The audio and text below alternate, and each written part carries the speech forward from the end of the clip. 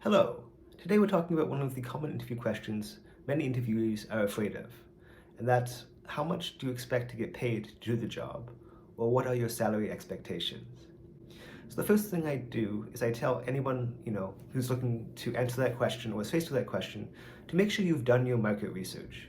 What does the industry and that position normally pay? You can also look on things like Glassdoor or Indeed.com. There's also some recruiting sites that have some great kind of salary ranges for similar positions. Even LinkedIn sometimes is a good opportunity to get some basic figures. But you want to try and figure out, what do people who do, say, the job of an accountant normally get paid at your level? Or what do they normally get paid to be a teacher or a business analyst at your level in the industry?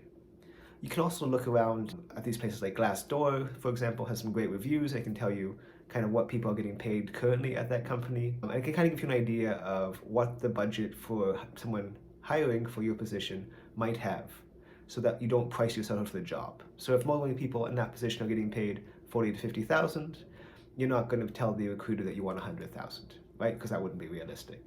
So make sure you know kind of what your industry and position normally gets paid and kind of what you're willing to accept.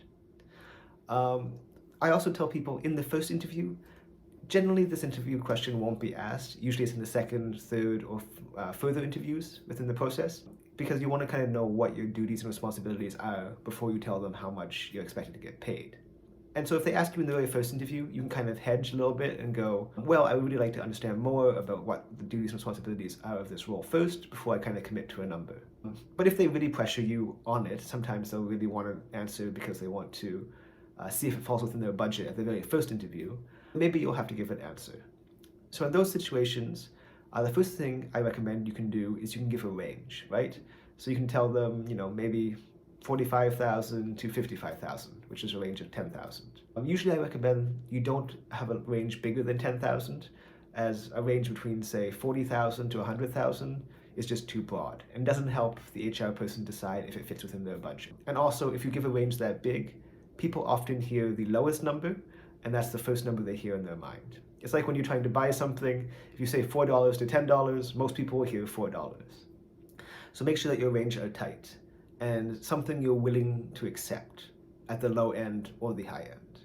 So if you need, 40,000 to live off of, don't make your range 30,000 to 40,000, because if they give you 30,000, then you're not going to be happy.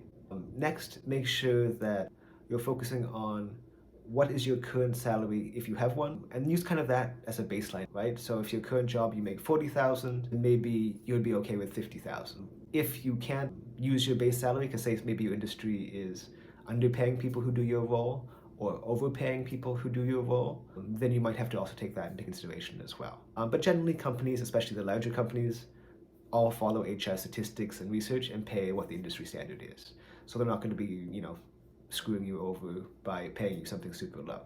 So you can kind of use it as a baseline. The other option you have is, if you want, you can kind of take that baseline and then, give yourself a raise, right? Because you're changing to a new role or potentially taking on more responsibility, and make sure it's a number you're really happy with.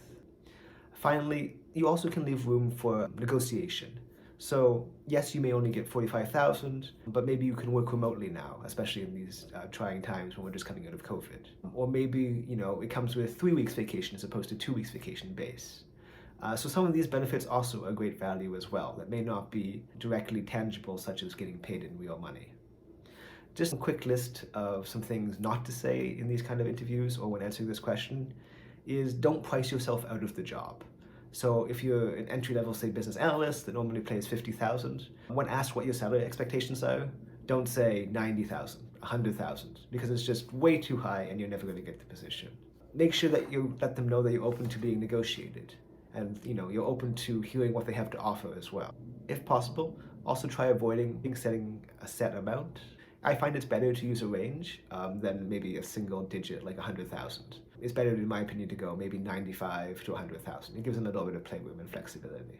Another tip and trick when doing salary negotiation is, don't be negative.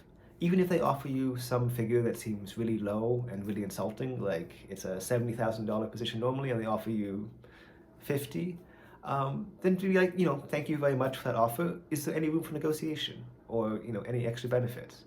try and see if that's flexible, because often sometimes they'll start low and you might have to work your way up to get what you're worth, and really have that confidence that you're worth what you're asking for.